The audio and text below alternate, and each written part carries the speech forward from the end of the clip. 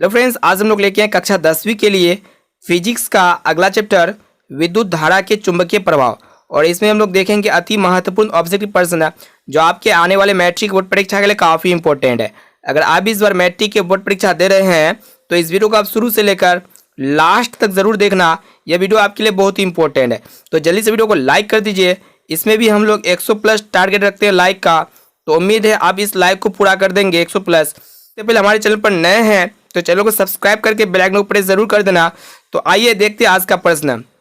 आइए देखिए आज का पहला प्रश्न यहाँ पे क्या कर रहा है कि डायनेमो से किस प्रकार की धारा प्राप्त होती है। तो देखिए ऑप्शन ए में आपका दिया हुआ है दिष्ट धारा, बी में है प्रत्यावर्ती धारा, सी में है दोनों धाराएं और डी में है इनमें से कोई नहीं। तो देखिए डायनेमो से दिष्ट धारा और प्रत्यावर्ती धारा यानी कि एसी और डीसी करंट प्राप्त होती है। हमारा ऑप्शन नंबर सी बिल्कुल सही उत्तर हो जाएगा, दोनों धाराएं। अब आइए अगला प्रश्न की ओर। देखिए यहाँ पे दूसरा प्रश्न, ये भी मोस्ट इंपॉर्टेंट प्रश्न है। यहाँ पे क्या कह रहा है कि विद्युत बल्ब में कौन सी गैस भरी रहती है। तो देखिए विद्युत बल्ब में सामान्यतः आर्गन गैस प्रयुक्त की जाती है और आर्गन एक प्रकार का निष्क्रिय गैस होती है। हमारा सही उत्तर हो जाएगा ऑप्शन नंबर सी, निष्क्रिय गैस भरी रहती है। अब आइए अगला प्रश्न की ओर। देखिए यहाँ पे तीसरा प्रश्न, ये भी मोस्ट इंपॉर्टेंट है। देखिए यहाँ पे क्या कह रहा है कि भारत में उत्पादित प्रत्यावर्ती विद्युत धारा की आवृत्ति होती है। तो देखिए भारत में घरों में प्रयुक्त प्रत्यावर्ती विद्युत धारा की आवृत्ति 50 हर्ट्ज होती है। हमारा सही उत्तर हो जाएगा ऑप्शन नंबर ए, 50 हर्ट्ज, यानी कि यह 1 सेकेंड में 50 बार दिशा बदलती है। अब आइए अगला प्रश्न की ओर। देखिए यहाँ पे चौथा प्रश्न, यह भी मोस्ट इंपॉर्टेंट है। देखिए यहाँ पे क्या है कि हमारे देश में विद्युतमय तार एवं उदासीन तार के बीच कितना विभवांतर होता है। देखिए ऑप्शन ए में आपका दिया हुआ है 100 वोल्ट, बी में है 200 वोल्ट और सी में है 220 वोल्ट और डी में आपका दिया हुआ है 240 वोल्ट। हमारे से उत्तर हो जाएगा ऑप्शन नंबर सी, 220 वोल्ट। अब आइए अगला प्रश्न की ओर। देखिए यहाँ पे पांचवा प्रश्न यहाँ पे क्या है कि विद्युतमय तार किस रंग का होता है। तो देखिए विद्युतमय तार सामान्यतः लाल रंग का होता है। तो हमारे से उत्तर हो जाएगा ऑप्शन नंबर बी, लाल रंग का। और उदासीन तार अगर कहा जाए तो उदासीन तार सामान्यतः काले रंग का होता है और भूतार सामान्यतः हरे रंग का होता है। अब आइए अगला प्रश्न की ओर देखते हैं। देखिए यहाँ पे छठा प्रश्न यहाँ पे क्या है कि पृथ्वी का विभव होता है। तो देखिए पृथ्वी का जो विभव होता है ना, शून्य होता है। हमारे सही उत्तर हो जाएगा ऑप्शन नंबर सी, शून्य। अब आइए अगला प्रश्न की ओर देख लेते हैं। देखिए यहाँ पे सातवां प्रश्न, ये भी मोस्ट वीवीआई ऑब्जेक्टिव प्रश्न है। देखिए यहाँ पे क्या कर रहा है कि चुंबकीय बल क्षेत्र का एसआई मात्रक है। तो देखिए ऑप्शन ए में आपका दिया हुआ है न्यूटन प्रति मीटर, बी में दिया हुआ है न्यूटन प्रति एम्पियर और सी में है न्यूटन और डी में आपका दिया हुआ है न्यूटन प्रति एम्पियर मीटर। तो हमारे से उत्तर हो जाएगा ऑप्शन नंबर डी, न्यूटन प्रति एम्पियर मीटर जो होता है ये चुंबकीय क्षेत्र का ऐसा मात्रक होता है, न्यूटन प्रति एम्पियर मीटर। अब आइए अगला प्रश्न की ओर।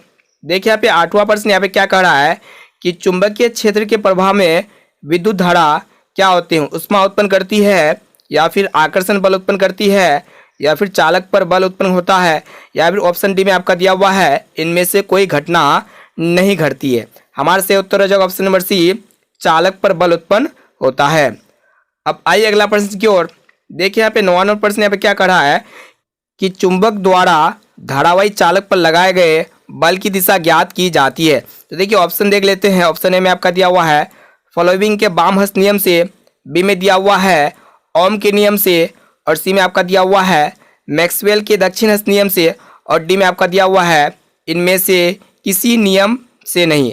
हमारे से उत्तर हो जाएगा ऑप्शन नंबर ए, फॉलोइंग के बाएं हाथ के नियम से। अब आइए अगला प्रश्न की ओर। देखिए यहाँ पे 10वां प्रश्न, ये भी मोस्ट इंपॉर्टेंट प्रश्न है। देखिए यहाँ पे क्या कर रहा है कि विद्युत मोटर को चलाया जा सकता है। तो देखिए विद्युत मोटर को कैसे चलाया जा सकता है, प्रत्यावर्ती धारा पर, दिष्ट धारा पर, यानी कि विद्युत मोटर को हम लोग दोनों तरीके से चला सकते हैं, एसी करंट पर और डीसी करंट पर, दोनों पर। हमारे से उत्तर हो जाएगा ऑप्शन नंबर सी, प्रत्यावर्ती और दिष्ट धारा दोनों पर। अब आइए अगला प्रश्न की ओर। देखिए यहाँ पे 11वां प्रश्न यहाँ पे क्या कह रहा है कि विद्युत मोटर की क्रिया आधारित है, यानी कि किस प्रभाव पर विद्युत मोटर की क्रिया आधारित है। तो देखिए विद्युत धारा और चुंबकीय के प्रभाव पर जो है ना विद्युत मोटर की क्रिया आधारित होता है। हमारा ऑप्शन नंबर ए बिल्कुल सही उत्तर हो जाएगा, विद्युत धारा और चुंबकीय प्रभाव पर। अब आइए अगला प्रश्न की ओर। देखिए यहाँ पे 52% यहाँ पे क्या कह रहा है कि डायनेमो के द्वारा बदला जाता है। तो देखिए डायनेमो के द्वारा क्या बदला जाता है, देखिए ऑप्शन ए में आपका दिया हुआ है यांत्रिक ऊर्जा को विद्युत ऊर्जा में, बी में आपका दिया हुआ है चुंबकीय ऊर्जा को विद्युत ऊर्जा में, और सी में आपका दिया हुआ है गतिज ऊर्जा को विद्युत ऊर्जा में, और डी में आपका दिया हुआ है स्थितिज ऊर्जा को विद्युत ऊर्जा में। हमारे से उत्तर हो जाएगा ऑप्शन नंबर ए यांत्रिक ऊर्जा को विद्युत ऊर्जा में जो है डायनेमो के द्वारा बदला जाता है। अब आइए अगला प्रश्न देखते हैं। आइए देखिए यहाँ पे 53% यहाँ पे क्या कह रहा है कि विद्युत मोटर के द्वारा बदला जाता है। तो देखिए विद्युत मोटर के द्वारा जो बदला जाता है ना, विद्युत को यांत्रिक ऊर्जा में बदला जाता है। हमारे सही उत्तर हो जाएगा ऑप्शन नंबर ए विद्युत को यांत्रिक ऊर्जा में। अब आइए अगला प्रश्न देख लेते हैं। देखिए यहाँ पे 14 यहाँ पे क्या कह रहा है कि विद्युत धारा के कारण उत्पन्न चुंबकीय क्षेत्र की दिशा ज्ञात की जाती है। तो देखिए ऑप्शन ए में आपका दिया हुआ है मैक्सवेल के दक्षिण हस्त नियम से, बी में आपका दिया हुआ है फ्लोबीम के वाम हस्त नियम से, और सी में है ओम के नियम से, और डी में आपका दिया हुआ है ऑर्टेंड के नियम से। हमारे से उत्तर हो जाएगा ऑप्शन नंबर बी फ्लोबीम के बाएं हाथ के नियम से। अब आइए अगला प्रश्न की ओर। देखिए यहाँ पे 15 यहाँ पे क्या कर रहा है कि विद्युत परिपथों की लघुपतन अथवा अतिभारण के कारण होने वाली हानि से सुरक्षा की सबसे महत्वपूर्ण युक्ति है। तो देखिए विद्युत परिपथों की लघुपतन अथवा अतिभारण के कारण होने वाली जो हानि से सुरक्षा की सबसे महत्वपूर्ण युक्ति होता है वो होता है आपका फ्यूज। हमारे से उत्तर हो जाएगा ऑप्शन नंबर बी फ्यूज। अब आइए अगला प्रश्न की ओर। देखिए यहाँ पे 16 यहाँ पे क्या कर रहा है कि चुंबकों के सजातीय ध्रुव के बीच परस्पर होता है, यानी कि दो चुंबक के विजातीय ध्रुव जो एक दूसरे को आकर्षित करती है और सजातीय ध्रुव एक दूसरे को प्रतिकर्षित करती है। हमारे से उत्तर हो जाएगा ऑप्शन नंबर बी प्रतिकर्षण होता है। अब आइए अगला प्रश्न की ओर। देखिए यहाँ पे 17 यहाँ पे क्या कर रहा है कि विद्युत फ्यूज विद्युत धारा के किस सिद्धांत पर कार्य करता है। ये मोस्ट इंपोर्टेंट प्रश्न है। तो देखिए विद्युत फ्यूज विद्युत धारा के किस सिद्धांत पर कार्य करता है, उसमें सिद्धांत पर। हमारे से उत्तर हो जाएगा ऑप्शन नंबर ए उसमें। अब आइए अगला प्रश्न की ओर। देखिए यहाँ पे 18 नंबर प्रश्न, ये भी मोस्ट वीवीआई ऑब्जेक्टिव प्रश्न है। देखिए यहाँ पे क्या कर रहा है 1 किलो घंटा किसके बराबर होता है, यानी 1 kWh जो है ये किसके बराबर होता है। तो देखिए 1 kWh जो बराबर होते हैं ना 36 लाख जूल के बराबर होते हैं। इसे हम लोग पॉइंट में कहेंगे 3.6 गुना 10 के पावर 6 जूल। हमारा सही उत्तर हो जाएगा ऑप्शन नंबर सी, बिल्कुल सही उत्तर है। अब आइए अगला प्रश्न की ओर। देखिए यहाँ पे 19 नंबर प्रश्न, ये भी मोस्ट इंपॉर्टेंट प्रश्न है। देखिए यहाँ पे क्या कर रहा है कि विद्युत घंटी किस प्रभाव पर कार्य करती है। तो देखिए विद्युत घंटी जो होता है ना, जिसे हम लोग कहते हैं इलेक्ट्रिक बेल, वो धातु की बनी घंटी होती है जिस पर विद्युत चुंबक की क्रिया होती है। हमारे सही उत्तर हो जाएगा चुंबकीय प्रभाव, यानी कि विद्युत चुंबक। ऑप्शन नंबर सी हमारा बिल्कुल सही उत्तर है चुंबकीय प्रभाव। अब आइए अगला प्रश्न देख लेते हैं। देखिए यहाँ पे 20 नंबर प्रश्न, ये भी मोस्ट इंपोर्टेंट प्रश्न है। देखिए यहाँ पे क्या कर रहा है कि लघु पतन के समय परिपथ में विद्युत धारा का मान होता है, यानी कि जब शॉर्ट सर्किट होता है तो उस समय इलेक्ट्रिक सर्किट में इलेक्ट्रिक करंट का जो मान होता है वो क्या होता है, बहुत कम हो जाता है, या फिर परिवर्तित नहीं होता है, या फिर बहुत अधिक बढ़ जाता है, या फिर निरंतर परिवर्तित होता है। हमारे सही उत्तर हो जाएगा ऑप्शन नंबर सी, बहुत अधिक बढ़ जाता है। अब आइए अगला प्रश्न की ओर देखिए। देखिए यहाँ पे 21वां प्रश्न यहाँ पे क्या कह रहा है कि डायनेमो का सिद्धांत आधारित है, यानी कि किस पर जो है डायनेमो का सिद्धांत आधारित है। तो देखिए डायनेमो का जो सिद्धांत आधारित होते हैं वो आपका विद्युत चुंबकीय प्रेरण पर आधारित होते हैं। हमारा ऑप्शन नंबर ए बिल्कुल सही उत्तर हो जाएगा विद्युत चुंबकीय प्रेरण पर। अब आइए अगला प्रश्न की ओर देखिए। देखिए यहाँ पे 22वां प्रश्न यहाँ पे क्या कर रहा है, ये भी मोस्ट वीवीआई ऑब्जेक्टिव प्रश्न है। देखिए यहाँ पे क्या कर रहा है कि घरेलू विद्युत परिपथ में उदासीन तार का रंग होता है। तो देखिए घरेलू विद्युत परिपथ में जो उदासीन तार का रंग होता है ना, वो आपका काला रंग का होता है। हमारा ऑप्शन नंबर सी बिल्कुल सही उत्तर हो जाएगा काला। अब आइए अगला प्रश्न की ओर। देखिए यहाँ पे 23वां प्रश्न यहाँ पे क्या कर रहा है कि चुंबकीय क्षेत्र का एसआई मात्रक है।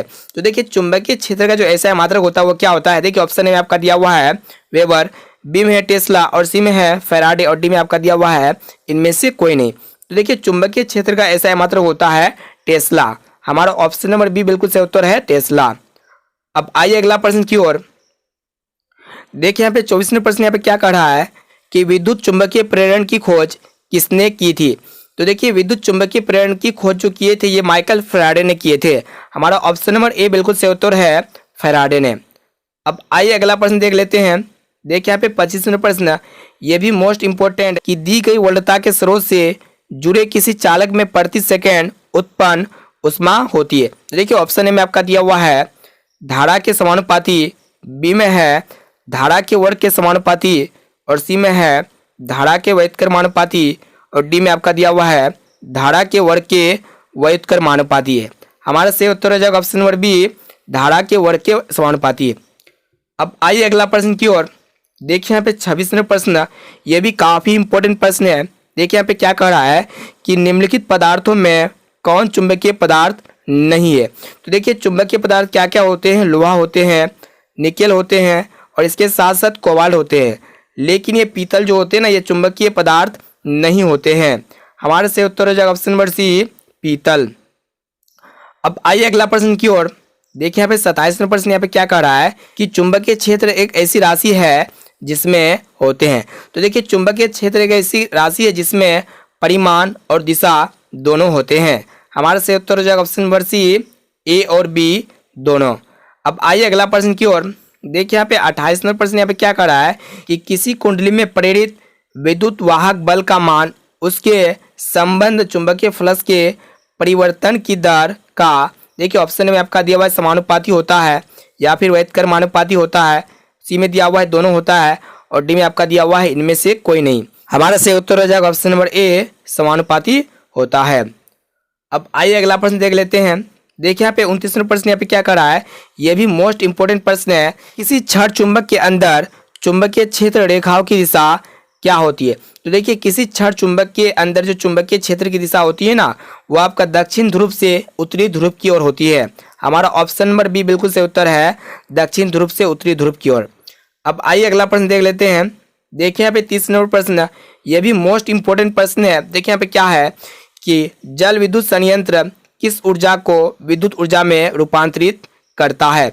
तो देखिए जल विद्युत संयंत्र गिरते पानी की स्थितिज ऊर्जा को विद्युत ऊर्जा में परिवर्तित कर देता है। यानी कि जल विद्युत संयंत्र जो होते हैं ना, वो गिरते पानी की स्थितिज ऊर्जा को विद्युत ऊर्जा में परिवर्तित कर देते हैं। हमारा ऑप्शन नंबर डी यहाँ पे बिल्कुल सही उत्तर हो जाएगा, स्थितिज ऊर्जा। अब आइए अगला प्रश्न की ओर। देखिए यहाँ पे 31 नंबर प्रश्न, यहाँ पे क्या कर रहा है कि वह उपकरण जो किसी परिपथ में विद्युत धारा की उपस्थिति संसूचित करता है उसे कहते हैं। तो देखिए उसे क्या कहते हैं, वोल्ट मीटर कहते हैं, या फिर अमीटर, या फिर गैल्वेनोमीटर, डी में दिया हुआ है इनमें से कोई नहीं। हमारा सही उत्तर हो जाएगा ऑप्शन नंबर बी, अमीटर कहते हैं।